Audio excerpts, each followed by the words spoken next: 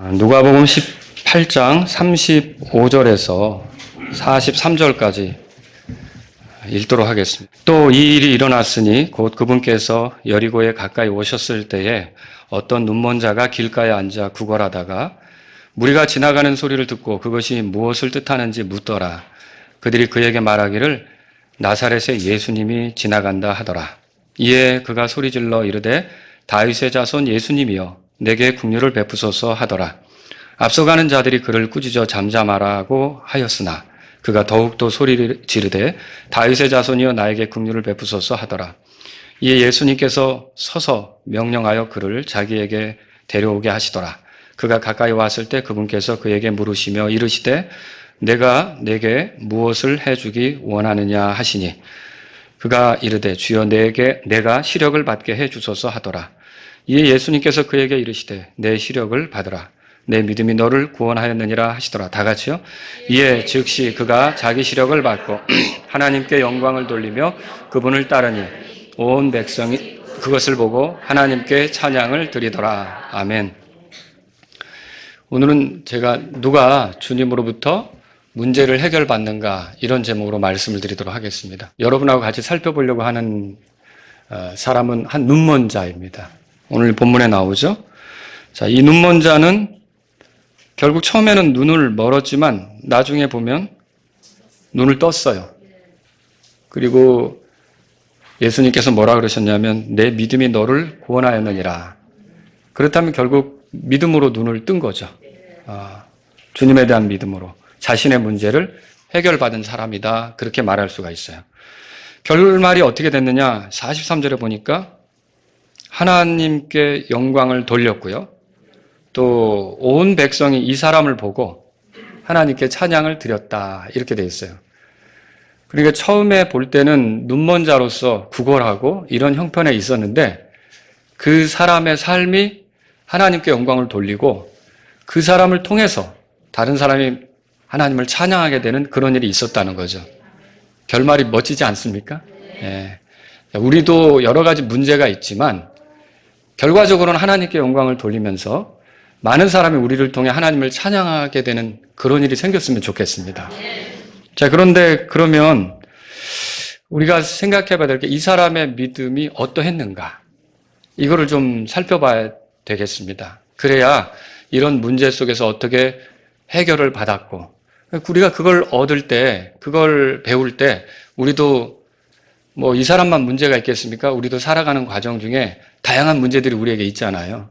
그걸 어떻게 우리가 극복하면서 하나님께 영광을 돌리고 다른 사람들이 우리를 통해서 하나님을 찬양하는 일이 이제 생기게 해야 되지 않습니까? 그렇다면 우리가 이 사람을 통해서 좀 배우자는 거죠. 그래서 먼저 저는 오늘 설교로 이렇게 이제 본문을 살펴볼 것이고요. 그 다음에 이제 이 사람이 가진 믿음이 엔진을 달았어요. 그러니까 정말 잘 나아가는 그런 믿음이었다는 거죠. 어떤 것이 이 사람 믿음의 특징이었는가 이런 것들을 한번 보면서 여러분에게 우리가 문제를 해결받는 길에 대해서 좀 살펴보도록 하겠습니다. 먼저 본문을 보죠. 한 눈먼 자의 믿음이 무엇에 대한 믿음인가 요거부터 생각해 보겠어요. 이 한 눈먼 자의 믿음은요. 자기가 들었던 것에 대한 믿음입니다. 자기가 들었던 것에 대해 믿었던 거죠. 자, 예수님께서 여리고에 가까이 오셨어요. 35절 우리 다 같이 볼까요? 35절 같이 읽어보겠습니다. 또 이 일이 일어났으니 곧 그분께서 여리고에 가까이 오셨을 때 어떤 눈먼 자가 길가에 앉아 구걸하다가 여기 여리고라는 도시가 나오죠. 성경 지리, 지역 이런 거에 관심이 있는 분들은 여리고가 어디에 위치해 있는가 좀 알 수 있습니다. 예루살렘 동북편에 있는 건데 자, 요르단강에서, 그러니까 요르단 동편에서, 그러니까 사해 북쪽, 요르단 동편에서 예루살렘으로 여행할 때, 요르단강을 건너면 만나게 되는 도시가 여리고입니다. 여리고는 이제 해발 마이너스 250m예요. 그러니까 바닷물보다 낮은 데 있어요. 바닷물보다 푹 들어가 있는 데 있죠. 그리고 예루살렘은 해발 한 700m 정도, 위치에 높이에 있어요. 그래서 여리고에서 예루살렘으로 간다. 요 여정. 이것은 마치 한 1000m 정도의 산을 오르는 것과 같은 생각을 하셔야 돼요. 여러분이 그 예루살렘에서 여리고로 내려가다 강도 만난 자 이야기 우리 살펴봤죠? 이게 위에서 아래로 내려가는 건데 거기에도 이제 의미가 있다고 그랬잖아요. 그런데 이제 그런 여리고라고 하는 도시였어요. 그래서 예수님께서 여리고로 오셨다면 이제 예루살렘에 올라가기 직전이다. 이렇게 생각하시면 됩니다. 자, 그때 어떤 눈먼 자가 길가에 앉아서 구걸하고 있었는데 눈먼 자라 그러면 앞을 못 보죠. 근데 감사하게도 이 사람은 앞은 못 보지만 귀는 좋았어요. 그죠? 그래서 이 사람이 그 여리고 도시에서 길가에서 앉아 구걸하다 보면 오가는 사람들의 이야기를 들을 수 있겠죠. 많은 여행자들의 이야기를 들을 수가 있었을 거란 말입니다. 자, 그런데 그날도 갑자기 구걸하고 있는데 사람들이 웅성거리는 소리가 들린 거예요. 이게 왜 이렇게 사람들이 많이 모였지? 그래서 옆에 있는 사람에게 물은 거예요. 왜 이렇게 소란스러운가? 그게 이제 여기 36절에 무리가 지나가는 소리를 듣고 그것이 무엇을 뜻하는지 묻더라 그거예요. 근데 그때 어떤 사람이 이제 그들 중에 한 사람이겠죠. 그들이 그에게 말하기를 뭐라 그랬어요? 나사렛에 예수님이 지나간다 하더라. 누가 지나간다고요? 예수님이 지나간다고 말했던 거예요. 근데 이 사람은 거기에 귀가 번뜩였어요. 번뜩였던 거예요. 자, 이 눈먼 자가 여리고라는 도시에 앉아서 구걸하면서 이렇게 여러 사람들을 통해 들을 수 있었다는 것은, 그리고 그 귀가, 눈은 보지 못하지만 귀가 역할을 할 수 있었다는 것은 복입니다. 그래서 여행자들이 나누는 이야기로 예수님에 대해서 전해 들었겠죠. 그 당시 예수님이 유대 땅에서 센세이션을 일으키는 정말 아주 뉴스거리가 될 만한 그분이셨거든요. 사람들이 오다 가다 많은 얘기를 했겠죠. 들었어? 아, 예수님이 그 병자를 고치셨대. 뭐 그런 이야기. 아, 예수님이 죽은 자를 살리셨대네. 아, 나 그 자리에 있었어. 막 사람들이 이제 이런 얘기를 하면서 지나가겠죠. 그죠? 그리고 심지어 어떤 사람이 이런 얘기 했을 수도 있어요. 그 눈 못 보는 사람이 있었는데 실로암 연못에서 예수님이 눈을 뜨게 해주셨대. 정말 대단한 분이셔. 뭐 이런 얘기를 오다 가면서 오다 가다 사람들이 했겠죠.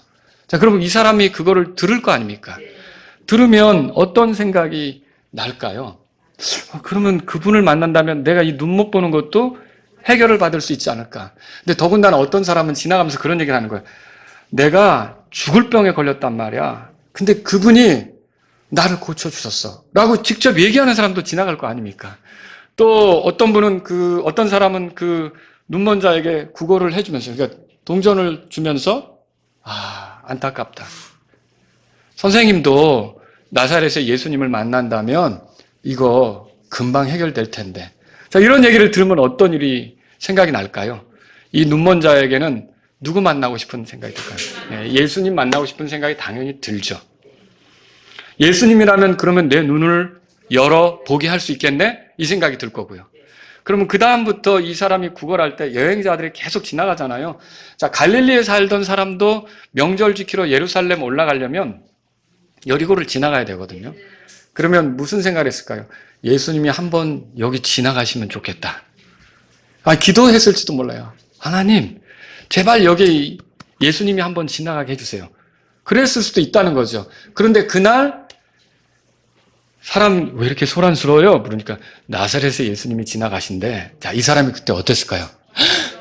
뭐라고? 예, 너무너무 반가웠겠죠.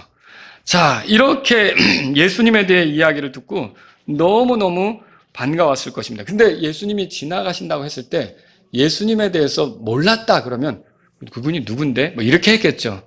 뭐 대단한 사람이 지나가는가 보다. 사람이 많으니까 돈이나 벌자. 이렇게 했겠죠. 그래서 사람들에게 구걸하고, 이 보세요. 저 좀 도와주세요. 한 푼만 주세요. 그냥 가지 마세요. 자비를 베푸세요. 뭐 이런 식으로 했겠죠. 근데 지금 이 사람이 그런 거에 관심이 있어요? 없어요? 근데 오로지 뭐에 관심이 있습니까? 예수님을 불러서 나에 대해서 좀 헤아려 주는 거. 나에게 긍휼을 베풀어 주는 거. 내 문제를 해결해 주는 거, 그거에 관심이 있었던 거예요. 그래서 어떻게 합니까? 아주 절박하게 소리를 지르죠. 38절 다 같이 읽겠습니다. 38절 읽습니다. 이에 그가 소리를 질러 이르되 다윗의 자손 예수님이여 내게 긍휼을 베푸소서 하더라. 자, 이렇게 예수님에 대해서 불렀어요. 소리를 질렀다고 돼 있어요. 다윗의 자손 예수님이요 이렇게 불렀어요. 여러분 마태복음 22장에 가보세요. 마태복음 22장. 이 다윗의 자손이란 말이 무엇을 의미하는지 여러분이 생각해 볼 필요가 있습니다. 자, 거기 41절부터 제가 봅니다. 바리새인들이 함께 모여 있을 때 예수님께서 그들에게 물으시며 이르시기를 너희는 그리스도에 대하여 어떻게 생각하느냐? 그분께서 누구의 자손이냐 하니 그리스도에 대해서 누구의 자손이냐 이렇게 물은 거죠. 자, 그들이 뭐라고 대답하죠? 그들이 그분께 이르되 다윗의 자손이니이다. 그러면 다윗의 자손이란 말은 바꾸어 말하면 뭐라는 소리입니까? 네, 왕이시며 그리스도라는 소리죠. 그러니까 이 눈먼 사람은 예수님을 무엇으로 대한 거예요? 누구로 대한 거예요? 그리스도로 대한 거예요. 그러니까 다윗의 자손이요 나에게 긍휼을 베풀어 주세요 라고 했지만 결국은 그리스도시여 나를 지나치지 마세요. 나 좀 불쌍히 여기주세요 라고 외쳤던 거죠. 자, 그 눈먼 자가 예수님을 그리스도로 믿고 그분께 도움을 요청했던 거예요. 여러분 예수님을 그리스도로 믿는 거는 중요합니다. 그분이 그리스도니까 왕이시죠. 장차 오는 세상을 그분이 통치할 걸 믿으십니까? 계시록 19장에서는 그분을 왕들의 왕, 주들의 주 그렇게 표현했어요. 그분이 그리스도니까 예언자죠. 하나님이 어떤 분이신지를 드러내고 하나님의 계획이 뭔지를 드러내고 그리고 하나님의 구원 계획에 대해서 몸으로도 알려주시고 십자가에서 우리의 죄 때문에 죽으셔서 우리 죄가 인간의 방법으로는 용서가 안 되고 예수님 피로만 용서된다는 것을 제시해 주시는 예언자 아닙니까? 그리고 또 예수님은 결국 뭡니까? 예언자일 뿐만 아니라 대제사장이 되시죠. 우리의 죄 때문에 희생당하셔서 하늘에 올라가서 우리를 위해 희생드린 것을 가지고 우리를 위해 변호하시면서 끝까지 우리를 구원하시는 그런 대제사장이 되는 거 아닙니까? 그리스도로시라는 게 굉장히 중요해요. 그리스도가 뭐예요? 원래 그 말 뜻이 기름 부음을 받은 자라는 뜻이에요. 자, 구약에서 아무나 기름 붓지 않았죠? 아무나 자기가 왕하겠다고 나설 수 없어요. 하나님께서 세우셔야죠. 아무나 제사장 하겠다고 나설 수 없어요. 아론의 후손만 제사장 하는 거죠. 그렇죠? 아무나 예언자 하겠다고 나설 수 없어요. 하나님께서 보내지 않고 가는 사람은 거짓 예언자가 되는 거죠. 자, 이렇게 예수님은 하나님에 의해서 세워진 분, 특히 왕, 예언자, 그리고 제사장으로서 세움을 받았고요. 우리의 구원을 위해서 하나님께서 세우신 유일한 분이에요. 자, 이분이 아니면 우리가 구원받을 길이 없는 거예요. 내가 노력하고 수고하고 이렇게 해서 구원되는 게 아니라 하나님께서 세우신 구원자 예수 그리스도를 통해서만 구원받는 거예요. 그래서 우리가 예수님을 믿는 거예요. 우리가 예수님을 따르는 거고요. 그런데 이렇게 예수님을 그리스도로 믿었던 거죠. 여러분 누가복음 펴셨으니까 4장에 보세요. 그리스도가 오면 하실 일들을 소개하고 있죠. 4장. 누가복음 4장에 가보세요. 자, 거기 18절에 예수님께서 안식일에 나사렛의 어느 회당에 들어가셨어요. 그리고서 이제 이사야 예언자의 책을 꺼내서 읽으면서 뭐라 그러냐면 18절 다 같이 읽어볼게요. 주의 영께서 내 위에 임하셨으니 이는 그분께서 내게 기름을 부으사 가난한 자들에게 복음을 선포하게 하셨기 때문이라. 그분께서 나를 보내신 것은 마음이 상한 자들을 고치고 포로된 자들에게 구출을, 눈먼 자들에게 다시 보게 함을 선포하고 상처 입은 자들을 자유롭게 하며. 그리스도께서 오시면 하실 일들 중에 하나가 복음을 선포하는 거예요. 그리고 또 여기 보시면 상한 자를 고치는 거죠. 포로된 자에게 구출을 주는 거죠. 그리고 눈먼 자들을 어떻게 한다고요? 그러면 그리스도면 이분이 그리스도라고 믿는데 그리스도면 눈먼 자의 눈도 열어줄 수가 있는 거죠. 보게 할 수가 있는 거죠. 그래서 이 사람이 그 예수님에게 다윗의 자손이요 돈 좀 주세요 이랬습니까? 좀 먹을 것 좀 주고 가세요 이랬습니까? 아니, 그건 다른 사람이 줄 수도 있는 거예요. 여러분이 예수님을 믿을 때 예수님만이 주실 수 있는 게 있어요. 예수님만이 주실 수 있는 거는 하나님 앞에 우리가 의롭다함을 얻는 거, 우리 죄들을 용서받는 거, 우리가 하나님 자녀가 되게 하는 거, 우리가 구원받아서 하나님의 백성으로 살아가게 하는 거는 예수님만이 주실 수 있어요. 이거 모세도 못 주는 거예요. 바울도 못 주는 거예요. 어떤 종교 지도자도 줄 수 없는 거예요. 이 사람은 그리스도가 오면 하실 일을 알았는데 눈먼 자의 눈을 열어보게 하는 건 그리스도만이 하실 수 있다. 그러니까 돈 달라고 한 게 아니고 먹을 거 달라고 한 게 아니고 나를 불쌍히 여겨달라고 하면서 그 눈을 뜨고 싶어서 그분을 불러 세웠던 거죠. 자, 그래서 내게 긍휼을 베풀어 달라고 했는데 여기 긍휼이란 말은 비참한 사람들에게 베풀어지는 연민이죠. 불행에 빠진 사람들을 불쌍히 여기는 태도예요. 그리고 법대로 모든 것이 되도록 그렇게 하는 게 아니라 좀 관대하게 대해주는 것이 긍휼이에요. 이 사람이 나에게 긍휼을 베풀어 달라고 했는데 그 긍휼이라는 말하고 가장 비슷하게 사용할 수 있는 용어가 은혜예요. 은혜. 그러니까 긍휼을 베풀어 달라는 말은 나를 좀 관대하게 대해주세요. 그리고 법대로 말하면 나는 죄인이라 꼼짝없이 아무것도 요구할 수는 없지만 나를 좀 관대하게 대해주세요. 나를 불쌍히 여기는 마음으로 대해주세요.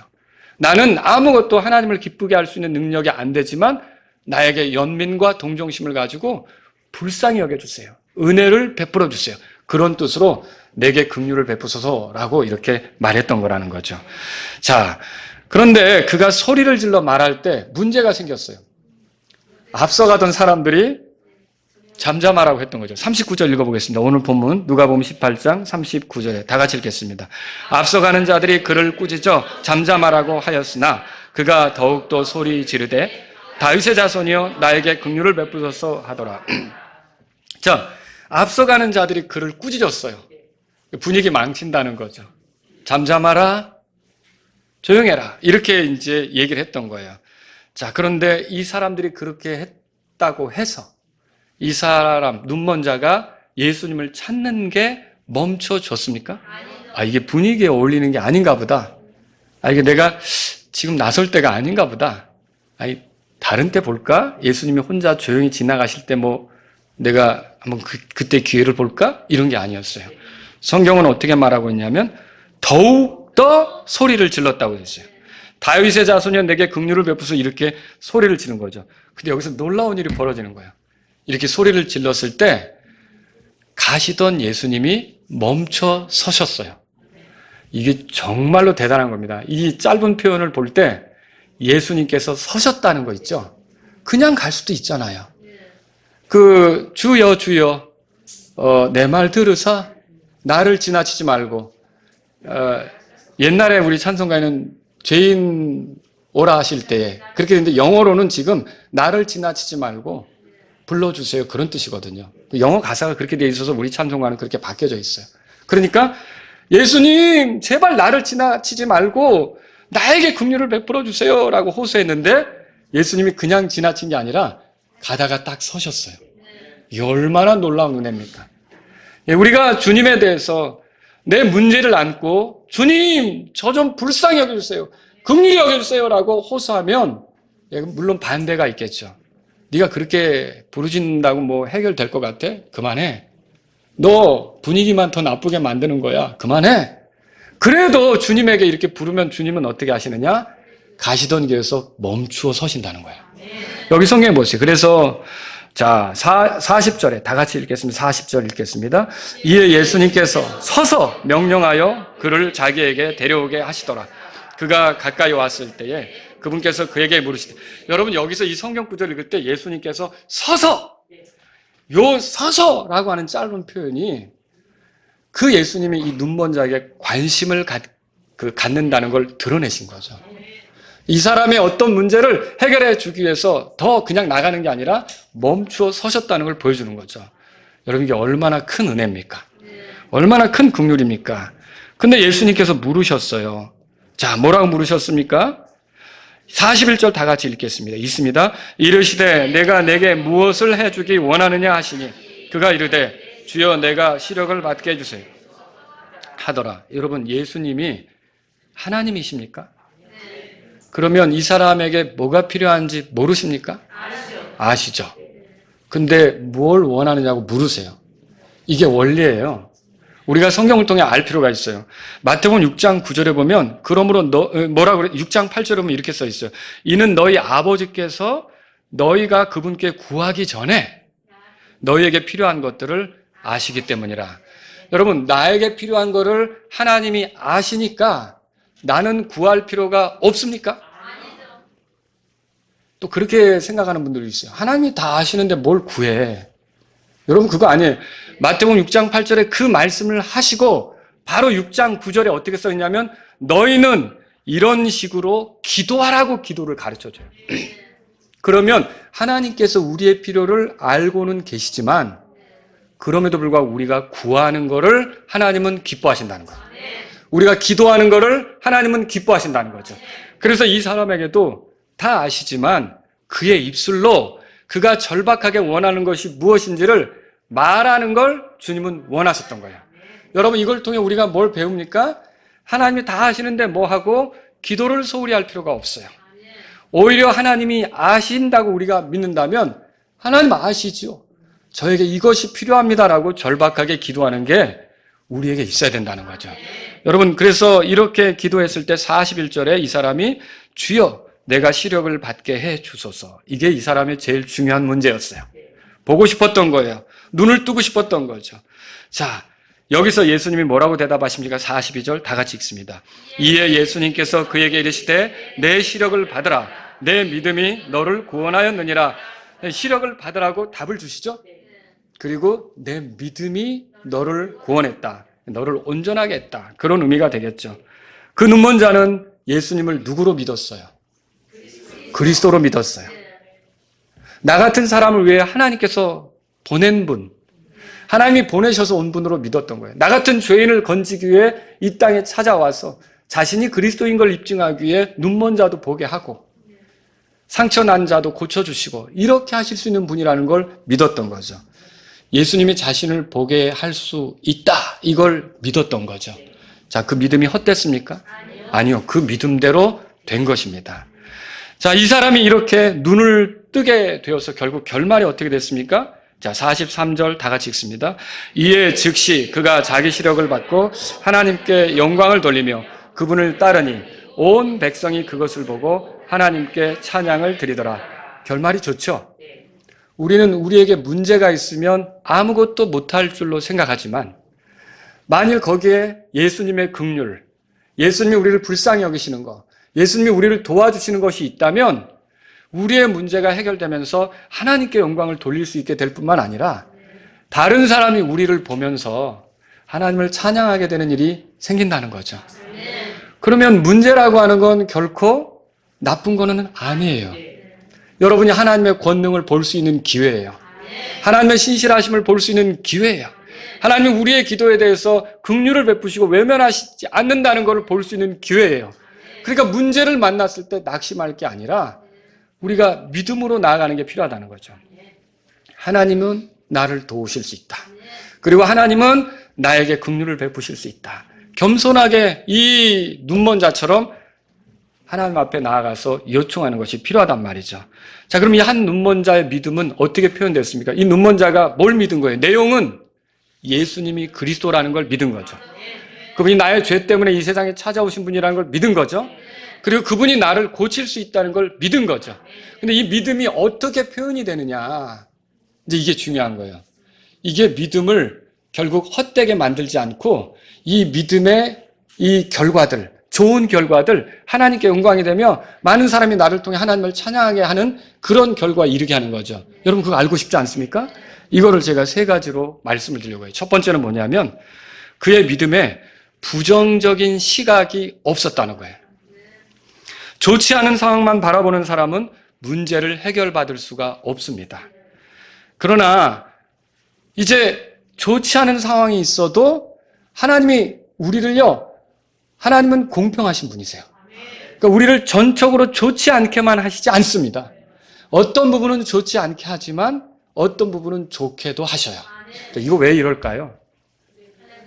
예, 이게 좋지 않은 것으로 인해 겸손하게 하고, 가시죠, 가시.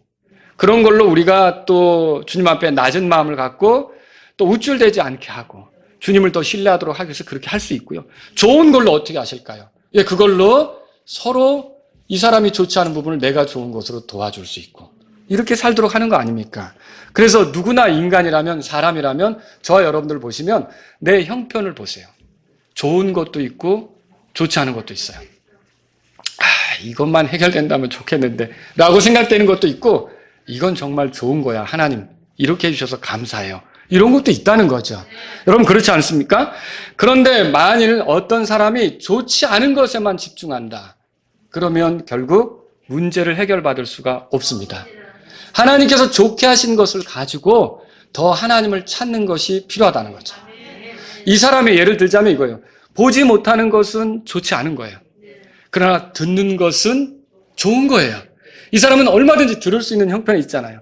근데 이 사람이 보지 못하는 것으로 나는 다 틀렸어, 난 다 끝났어, 이게 뭐야, 이 보지 못하는데 뭘 할 수 있겠어 하면서 그냥 자포자기하고 낙심하고 괴로워, 나보다 힘든 사람이 어딨어 하면서 이렇게만 살았다면 예수님에 대한 소망을 가질 수 있었겠냐고요.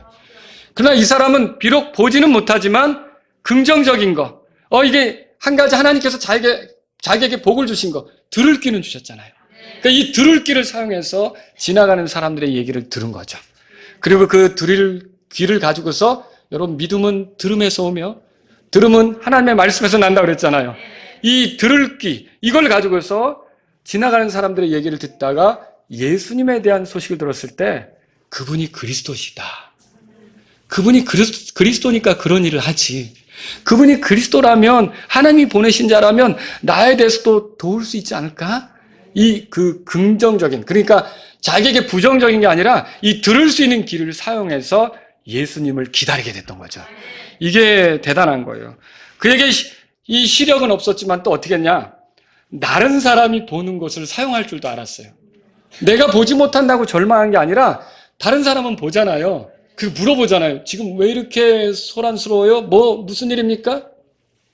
근데 못 보는 것만 생각하고 낙심했다면 그런 질문을 하지도 않았겠죠. 그런데 소리를 들었잖아요. 그걸 더 알고 싶은 거예요. 그쪽으로 더 지금 주님에 대해 기다리고 있는 중 아니었습니까? 더 알고 싶은 거예요. 그러니까 왜 이렇게 소란스러워요? 라고 다른 사람의 눈을 사용할 줄도 알았던 거죠. 이 절망적이지 않다 보니까 이 사람이 그렇게 해낼 수가 있었던 거란 말이에요. 결국 그래서 이 사람은 결말이 보게 된 거예요. 예수님을 통해 보게 된 거죠. 여러분, 하나님 공평하십니다. 그분은 나를 한쪽으로만, 그러니까 힘들게만 하지 않는다는 거죠. 가만히 살펴보세요. 나를 힘들게 한 것도 있고 하나님께서, 그리고 나에게 즐겁게 하신 것도 있어요. 나에게 단점이라고 여겨지도록 한 것도 있고 나에게 장점이라고 그렇게 하나님이 허락하신 선물도 있어요. 그럼 여러분이 좋지 못한 것만 붙잡고 평생 살아보세요. 아무것도 해결되지 않습니다. 그러나 그런 문제가 있어도 하나님이 나에게 주신 것에 대해서 감사하면서 그걸 선용해서 계속적으로 하나님을 찾는 사람들은 그것으로 인해서 결국 더 좋게 문제를 해결받는 일들이 생길 수 있다는 거죠. 여러분, 이 사람이 이걸 보여주고 있어요. 이 사람은 눈먼 자로서 보지 못했지만 잘 들었어요. 무리가 지나가면서 하는 소리를 가볍게 다루지 않았어요. 오랫동안 기다려왔던 예수님이 지나가시는데 혹시 그분은 많은 사람이 따라다닐 때 혹시 그분? 네, 왜 이렇게 시끄러워요? 라고 옆에 사람들이 물었던 거죠. 그런데 뜻밖에도 나사렛에 예수님이 지나가시고 계신 중이야. 그의 귀는 완전히 진짜 막 스파크가 튀는 것처럼, 정말 빵빠레가 울리는 것처럼 드디어 오실 분이 왔구나, 얼마나 기뻤겠냐라고 하는 것이죠.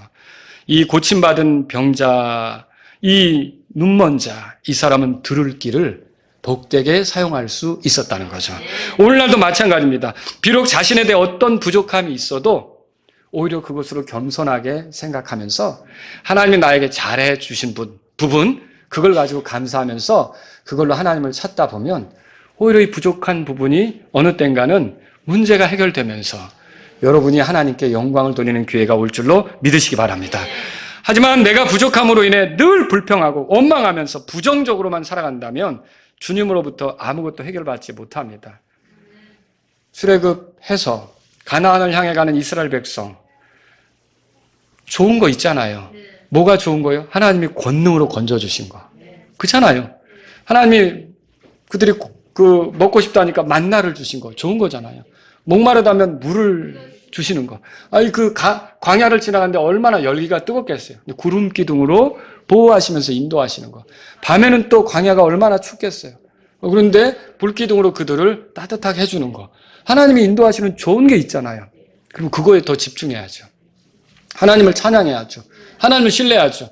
그런데 고기 없다고 투정을 부려요. 이집트가 더 낫다고 투정을 부려요. 자, 그런 사람들이 결국 안식을 얻었습니까? 그렇지 않다는 거죠. 여러분과 저는 그래서 부정적인 시각을 버리고 하나님께서 나에게 좋게 하신 것들을 기뻐하면서 감사하면서 나아갈 때 이 눈먼 자처럼 문제가 해결된다는 걸 보셔야 된다는 거죠. 두 번째로요, 소심한 생각. 이 사람의 믿음에는요, 소심한 생각이 없었어요. 누군가의 말에 휘둘리기를 잘하는 사람은 주님께 가까워질 수가 없습니다. 눈먼 자는 나사렛 예수님이 지나가신다는 소리를 듣고 너무 기뻤던 거예요. 그래서 다윗의 자손이여 나에게 긍휼을 베푸소서 라고 외쳤던 거죠. 그런데 앞서가는 사람들이 도움을 안 줘요. 조용히 해! 시끄러! 아니 잠잠해! 지금 분위기 망치고 이런 식이었던 거죠. 자, 그런 말을 들었을 때 이 사람의 태도를 보세요. 어떻게 했습니까? 아, 이거 안 되겠구나. 내가 텔레파시를 보내겠다. 이랬습니까? 아니면 그냥 이제 큰 소리 치다가 야단 맞았으니까 속삭이듯이 다윗의 자손이요. 이랬습니까? 성경에 뭐라고 나옵니까? 더욱더 소리를 질러서 다윗의 자손 예수여 나를 긍휼히 여겨주소서라고 이렇게 긍휼을 베풀어 달라고 호소했던 거죠. 그런데 이 문제가 결국은 이 사람을 막았습니까? 이 사람을 억눌렀습니까? 그렇게 못했던 거죠. 여러분, 글을 꾸짖는 자들이 분명히 있었는데 이 사람들은요, 특이해요. 이 잠잠하라고 한 사람들이 보는 사람들이에요? 보지 못하는 사람들이에요? 이게 굉장히 중요해요. 그리고 지금 예수님 곁에 있는 거죠. 그죠? 예수님을 목격한 사람들이죠. 예수님을 경험한 사람들이에요. 자, 이런 사람들이 눈먼 자를 주님에 대해 알고 싶어서 주님의 도움을 받고 싶어서 매달리는 자를 잠잠하라고 했던 사실이 좀 충격적이지 않습니까? 자기들이 주님을 알았고 그분의 권능을 안다면 이리 오시오 이렇게 해야 되는 거 아닙니까? 근데 잠잠하라고 했던 거예요. 여러분, 오늘날 교회에서 일어나는 대부분의 상처는 앞서가는 자들에 의해서 생기는 거예요. 뭐예요? 주님과 더 가깝다는 사람들. 어떤 때는 목사를 통해서도 여러분이 상처를 받을 수도 있어요. 아다리가 딱 맞으면 말로써 태도로써 여러분이 상처를 받을 수도 있어요. 그러니까 이게 뭐예요? 집사님을 통해서도 상처를 받을 수 있어요. 그리고 먼저 믿는다고 생각해서 저 사람은 신앙생활을 잘하는 걸로 생각했던 사람을 통해서도 상처를 받을 수 있어요. 자, 그런데 그게 상처가 돼서 내가 예수님 찾기를, 예수님께 가기를, 예수님께 향하기를 여기까지인가 보다 라고 생각했다면 여러분들은 가장 큰 잘못된 선택을 하는 거예요. 가장 큰 손실이 되는 선택을 하는 거란 말이죠. 이 사람은 어떻게 했어요? 그런 사람들에게 휘둘리는 소심한 생각으로 모든 걸 보려 하지 않았어요. 자기에게 중요한 건 그 사람들의 말이 아니에요. 우리는 정말 엉뚱한 것에 빠질 때가 많아요. 여러분이 예수님을 믿는 궁극적인 목적은 뭡니까? 우리는 구원받았고 죄들의 용서를 받았고 지옥에 가지 않게 됐어요. 그렇다면 우리 나머지 삶은 예수님이 우리 안에 사셔서 예수님처럼 살아서 하나님께 영광을 돌리는 그 삶이 아닙니까? 내가 하나님을 기쁘게 하고 하나님과 가까워지고 하나님을 더 알아가고 하나님의 영이 내 안에서 충만히 드러나는 그런 삶이 내 구원받은 삶의 목적이 아닙니까? 그러면 그거 외에 사람들의 말, 사람들의 태도는 그다지 나에게 중요한 건 아니라는 거죠. 근데 우리는 그 목적을 향해서 믿음의 여정을 하면서 사람들의 말에 들을 때 내 믿음의 여정이 흔들리는 거예요. 내가 이거 계속 가야 되는 건가? 내가 이거 계속 해야 되는 건가? 여러분, 그렇다면 여러분이 가장 큰 손해를 입는 그 길로 향하는 거라는 거죠. 잠잠하라 했지만 이 사람은 사람들에게 휘둘리지 않았어요. 소심한 생각으로 움직이지 않았어요. 이 믿음이 엔진을 다는 경우는요, 이런 거예요. 부정적인 시각을 버리고 소심한 생각을 버렸을 때 믿음이 이 아주 터보 엔진을 다는 것처럼 잘 나가기 시작하는 거죠. 저와 여러분들이 정말로 효력 있는 믿음으로 하나님께 영광을 돌리며 이렇게 가려면 절대로 나에게, 여러분 삶 자체가 그래요. 내가 주님을 향하면 방해하는 게 너무 많은걸요. 말 한마디, 태도, 눈빛 이런 모든 것들이 나를 방해할 수 있는 걸요. 그런 걸 다 신경 쓰면서 우리가 문제를 해결받는다? 어렵습니다, 여러분. 정말 중요한 건 뭐냐? 주님과 내가 가까워지는 거 아니에요? 주님을 내가 더 얻는 거 아니에요? 내가 주님이 내 안에서 생명이 돼서 주님처럼 살아가는 거 아니에요? 하나님이 예수님을 가장 기뻐하셨잖아요. 이는 내 사랑하는 아들은 내 기뻐하는 자라고 그랬잖아요. 그러면 그 예수님이 내 안에 사실 때 나 역시 하나님을 기쁘게 하는 삶이 나와야 되는 거 맞잖아요. 내 아내에게, 내 자녀들에게, 내 직장에서, 내 이웃에게 내가 하나님이 기뻐하는 방식으로 사는 것이 하나님께서 영광 받으시는 거 아닙니까? 그런 삶이 나오려면 어떻게 되느냐는 거죠. 사람들의 말에 소심한 생각을 갖고 거기에 내 마음이 빼앗기고 그러면 결국 그 목적으로 향할 수가 없어요. 문제를 해결받을 수가 없어요. 그러므로 저와 여러분들은요, 이런 그 사람들의 어떤 말, 태도, 여기에 소심하게 상처받지 마시기 바랍니다. 이 눈먼 자처럼 그냥 더욱더 예수님을 찾고 예수님에게 향하고 이런 분들이 될 수 있기를 주의 이름으로 바랍니다. 또 오늘날 누가 주님과 가까워집니까? 나에게 상처를 줄 수 있는 사람 때문에 주님과의 관계에서 물러서지 않는 사람이에요. 나는 이거는 포기할 수 없어. 여러분, 주님도 나를 포기하지 않으십니다. 근데 내가 자꾸 달아나려고 하는 게 문제죠. 왜 달아나려고 하는데, 저 사람이 저런 식으로 말해서 나는, 왜 달아나려고 하는데, 저건 내 마음에 안 들었어. 저런 분위기는 나에게 어울리지 않았어. 여러분, 이거 아니라는 거죠. 주님은 나에게 계속 관심을 갖고 나를 세워주려고 하시는데, 나 혼자 여러 사람의 말로, 여러분, 그때 조금만 용기를 내서, 그건 그거고, 나는 주님을 향하겠습니다. 나는 주님을 찾겠습니다. 나는 주님을 부르겠습니다 하면 주님이 멈춰 서시고요. 뭘 원하는데? 여러분, 우리의 삶이 그렇게 해서 바뀌시는 걸 믿으시기 바랍니다. 그래서 누가복음 18장, 이게 본문이 계속 이어진다 그랬잖아요. 1절에 보면 사람들이 항상 기도해야 하고 또 낙심하지 말아야 할 것을 가르치시려고 예수님이 비유를 들어 말씀하셨다 그랬잖아요. 여러분과 저는 주님을 찾는 데서 사람들에게 소심한 생각으로 휘둘릴 필요가 없다는 거죠. 자, 세 번째로 제가 드릴 말씀은 뭐냐면요. 이 눈먼 자의 믿음은 기회를 뒤로 미루는 태도가 없었습니다. 이 눈먼 자가 사람들의 방해로 조용히 있자. 그래. 다음에 한번 예수님 지나갈 때 불러보지. 만약 이랬다면 눈을 뜰 수 있었을까요? 없었어요. 그래, 오늘은 사람이 많이 지나가니까 그냥 구걸하기나 하자. 여러분 도와주세요. 여러분 이렇게 하기로 했다면 눈을 뜰 수 있었겠습니까? 없었어요. 이 기회를 놓치고 싶지 않았던 거예요. 여러분, 이게 왜 중요합니까? 예수님이 지금 여리고를 지나서 어디로 가고 있습니까? 예루살렘으로 가고 있는 여행이죠? 예루살렘에 올라가서 뭐 하실 건데요? 여러분, 이미 예수님이 말씀하셨어요. 자, 누가복음 18장 그 앞에 보세요. 31절. 거기 보면 그때 그분께서 12제자를 자신에게로 데려가 그들에게 이르시되 보라, 우리가 예루살렘에 올라가노니 인자에 대하여 예언자들에 의해 기록된 모든 것이 이루어지리라. 이는 그가 이방인들에게 넘겨져서 조롱을 당하고 모욕을 받으며 침뱉음을 받을 것이기 때문이라. 다 같이요. 또 그들이 그를 채찍질하고 사형에 처하리니 그가 셋째 날에 다시 일어나리라 하시더라. 그럼 지금 예수님 뭐하러 가시는 거예요? 십자가에 죽으러 가시는 거죠? 여기 굉장히 중요한 의미가 있어요. 이거는 여리고로, 그러니까 예수님이 육체를 가지고 사시는 동안 여리고로 지나가는 마지막 순간이에요. 그러니까 이 여기를 지나가면 육체를 가지고 그 당시 예수님의 육체를 가지고 여리고를 다시는 지나가지 않는다는 거죠. 그러면 이거는 만약 이 기회를 놓치면 거기서 예수님을 기다린다고 해서 예수님이 오는 건 아니죠. 예수님 십자가에서 죽으시잖아요. 그러면 이거는 잃어버릴 수 없는 기회라는 거예요. 그러니까 이 사람은 그 기회를 놓치고 싶지 않았던 거예요. 그래서 뒤로 미루고 싶지 않았던 거죠. 여러분, 오늘날 세상 사람들이 영적으로 눈멀어 있다는 거 아시죠? 나 같은 죄인 살리신 주님의 은혜 놀라와, 우리가 그 노래 불렀잖아요. 이 찬송을 쓴 유턴이라고 하는 사람은 노예 상인이었죠. 아주 극악무도하게 굴다가 어느 날 하나님의 은혜로 죄인들 중에 우두머리 같은 자가 이 구원받는다는 걸 알게 됐던 거예요.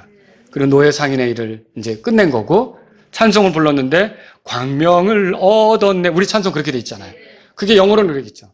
내가 전에는 보지 못했지만 이제는 봅니다. 영어 가사는 그렇게 돼 있죠. 그래서 광명을 얻었다고 된 거죠. 그런데 보세요. 여러분 이게 구원받지 못한 사람은 영적으로 하나님에게 속한 걸 봅니까? 못 보죠. 본다면 저렇게 안 살죠. 하나님이 준비하신 하늘나라에 대해서 봅니까?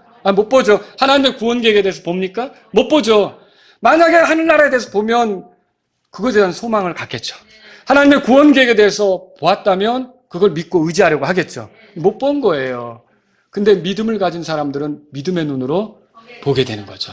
그런데 많은 사람들이 이게 눈을 뜰 수 있는 기회가 복음 전달자들에서 주어지는데 예수님이 어떤 일을 하셨는지를 소개받으면서 주어지는데 여러분 예수님이 이 땅에 오신 것은 우리의 죄 때문에 죽으시고 묻히시고 성경 기록대로 부활하시기 위해서예요. 그 방법만이 우리를 죄에서 건지기 때문에 그 방법만이 우리를 하나님께로 가까이 가게 하기 때문에 예수님 뭐라 그랬어요? 내가 곧 길이요 진리요 생명이니 나를 통하지 않고는 아버지께로 오지 못한다 그랬잖아요. 우리가 어떻게 하나님 아버지와 가깝게 돼요? 예수님이 아니면 답이 없는 거예요. 내 노력으로 예수님과 가까워진다고요? 내가 드린 헌금으로 예수님하고 하나님하고 가까워진다고요? 여러분 우리가 내 노력으로 하나님하고 가까워지는 게 아니란 말이죠. 예수님을 통해서 하나님과 가까워지는 거죠. 근데 이런 복음을 들었는데 사람들이 어떻게 말합니까? 하나님께서 준비하신 좋은 것들에 대해서 이렇게 들었지만 많은 사람들이 기독교인들 때문에 포기해요. 잠잠하라고 한 그 사람들이 기독교인들 중에도 있을 거 아닙니까? 삶으로 좋은 간증을 보이지 못하는 기독교인들이 있을 거 아닙니까? 저 사람 때문에 나 예수님 안 찾아. 그럼 누구 손해예요? 그 사람 손해가 되는 거예요. 여러분 그렇게 할지라도 내가 죄인인 걸 깊이 인식하고 구원은 그분께서 하신다고 생각한다면 그분만이 구원자라고 생각한다면 다른 거는 지금 필요 없는 거예요. 정말로 중요한 건 자기를 구원해 줄 분이 그분이라면 그분께 달려가야 되는 거죠. 근데 그들의 말, 그들의 행동에 상처받아서 포기하는 사람이 있어요. 먹고 사는 문제로 중요한 것을 미루는 사람이 있어요. 아직 어리기 때문에 나중에 커서 믿겠다고 하는 사람도 있고요. 공부에 빠져 관심이 없고 그렇게 해서 계속 기회를 미루는 사람도 있어요. 취업 준비로 구원에는 신경 쓸 수 없다. 구원받는 문제는 아직 나중에 돈을 좀 벌고 그때 하겠다라고 미루는 사람도 있다는 거예요. 아이를 키우는 중이라고 나중에 이건 내가 생각을 해보겠다. 이렇게 미루는 사람도 있고요. 나이가 들어 살 만큼 살다 보면 그때 가서 한번 내가 예수님에 대해 생각해보겠다. 이렇게 미루는 사람도 있다는 거죠. 그런데 여러분 나이가 들었을 때 정말 잘 믿어질까요? 고집스러움과 강박감으로 마음이 더 단단하게 되면 어떻게 합니까? 뿐만 아니라 나이가 들 때까지 내가 뭘 해보겠다고 했는데 여러분 그 기회가 오기 전에 내 목숨이 끝날 수도 있는 거 아닙니까? 내일 일을 자랑하지 말라. 오늘 한날의 일도 모르는 거 아닙니까? 우리가 5분 뒤의 일을 어떻게 압니까? 그런 인생을 살고 있는데 자꾸만 미루는 게 과연 지혜로운 거냐는 거죠. 그렇지 않습니다. 여러분 기회가 있을 때 붙잡으셔야 되는 거죠. 여리고는 예수님이 지상사역 중에 마지막으로 가는 길이었어요. 그 눈먼 자가 다음에 예수님 여기 지나가시길 기다려야지. 아니요, 그건 없어요. 예수님 부활하신 뒤에 갈릴리로 또 가실 거죠. 그런 건 없어요. 여러분 인생을 보내는 동안 구원받을 수 있는 기회가 늘 있는 게 아닙니다. 교회를 출석하는 몇 개월의 기간이 그 사람에게 주어진 정말 귀한 기간일 수 있어요. 그리고 설교를 들을 수 있는 몇 개월의 시간이 그 사람에게 구원받을 수 있는 굉장히 귀한 기회일 수 있어요. 그리고 자기가 누구의 소개로 성경을 읽어보기 시작한 그 1년의 기간이 그 사람에게 구원받을 수 있는 굉장히 귀한 기회가 될 수 있어요. 근데 이런 기회들을 다 가볍게 여기고 뭐 읽어봤지만 내가 다음에 내가 교회 가서 몇 개월 설교 들어봤지만 다음에 여러분 그 사람들이 문제를 해결받을 수 있을까요? 전혀 그렇게 되지 않는다는 거죠. 기독교인을 친구로 두고 계속적으로 초청을 받는 그 시간들이 그 사람에게 구원받을 수 있는 정말 하나님이 주신 기회일 수 있다는 거죠. 기회를 잃어버리고 나면 여러분 나중에 후회하는 결말만 남게 되는 거죠. 여러분 그렇게 해서는 안 된다는 거예요. 내게 있는 어떤 문제를 해결받고 싶은 분들이 있습니까? 오늘 누가 예수님으로부터 문제를 해결받았는지 보세요. 예수님을 그리스도로 믿고 그분만이 내 문제를 해결해 줄 수 있다고 믿고 예수님에게 나온 사람이에요. 그 사람이 결국 하나님께 영광을 돌리는 결말, 다른 사람이 나 때문에 하나님을 찬양하게 되는 그런 결말에 이르게 된 거죠. 자, 오늘 말씀을 잊지 마세요. 예수님에 대해 들었던 것을 믿은 사람, 예수님을 그리스도로 믿은 사람, 이 사람은요, 이제 보지 못하는 형편에 있었지만 귀를 사용했어요. 그리고 그걸 통해 하나님께 영광을 돌리게 된 거죠. 여러분, 믿음의 열매를 내는데 방해가 되는 세 가지를 오늘 제가 소개했어요. 여러분, 믿음이 자라길 원하죠? 믿음이 결과적으로 하나님을 기쁘게 하는 결과에 이르기를 원하는 거죠? 그러면요, 부정적인 시각을 버리세요. 모든 걸 바라볼 때, 내 삶을 바라볼 때 부정적인 시각을 버리세요. 그리고 사람들의 말에 휘둘리는 소심한 그런 그 생각을 여러분이 버리셔야 돼요. 소심한 그 생각을 버리셔야 돼요. 그리고 자꾸만 뒤로 미루면서 느긋한 태도를 가지려고 하는 걸 버리셔야 돼요. 그래야 믿음이 이 터보 엔진을 달고 정말 힘있게 이렇게 이제 나아갈 수 있는 거죠. 그렇다고 해도 여러분 절대 주의해야 될 건 아무도 우리 믿음을 자랑하면 안 됩니다. 믿음은 자랑할 게 아닙니다. 믿음은 은혜를 찬양하는 겁니다. 내가 이렇게 믿음을 보였기 때문에 하나님이 이렇게 했다라고 간증하시면 안 됩니다. 무엇이든지 되면 지금의 나를 만든 건 하나님의 은혜다라고 고백하셔야 돼요. 지금의 내가 있게 된 건 하나님의 은혜라고 찬양해야 돼요. 그래서 진짜 믿음은 자기 자랑을 안 해요. 진짜 믿음은 내 믿음이 이 정도라고 자랑하지 않아요. 항상 올바른 믿음은 하나님의 은혜를 찬양합니다. 그분이 나의 눈을 떠 보게 하셨다. 이 사람 보세요. 이 눈먼 자가 당신은 어떻게 눈을 떴어? 내가 얼마나 간절히 불렀는 줄 알아? 이렇게 했겠어요? 그렇게 안 했겠죠. 그 예수님이 멈춰 서셔서 나에게 긍휼을 베푸셨어. 그 예수님이 내 눈을 떠주신 거야. 내 눈을 보게 하신 거야. 누구 찬양할까요? 예수님을 찬양하죠. 그래서 진짜 믿음은 항상 자기 자랑하지 않습니다. 내 믿음이 어떻네? 라고 자랑하지 않습니다. 여러분, 이런 믿음, 그러니까 어때요? 부정적인 시각이 없이, 소심한 생각이 없이, 뒤로 미루는 태도 없이 여러분이 터보 엔진을 달고 믿음으로 좋은 결과에 이를 수 있기를 바랍니다. 우리 다 같이 일어서시겠습니다. 오늘 이 말씀을 들으신 여러분 가운데 하나님 아버지, 내 삶에도 문제가 있습니다. 이 문제에 대해서 주님이 긍휼히 여겨주시기를 바랍니다. 이런 분이 있다면 이 시간 주님 앞에 나아가십시오. 저는 제 삶을 바라볼 때 너무 부정적이었습니다. 하지만 주님이 저에게 좋게 하신 것을 감사하면서 주님께 나가기를 원합니다. 이런 분이 있다면 이 시간 주님 앞에 나아가십시오. 주님, 제가 믿음 생활하는데 사람들의 말에 휘둘리고 사람들의 태도에 휘둘리고 어떤 환경이 흔들릴 때가 너무 많았습니다. 하지만 이제 그것을 뛰어넘어 예수님만 바라보기를 원합니다. 이런 분이 있다면 주님 앞에 나가십시오.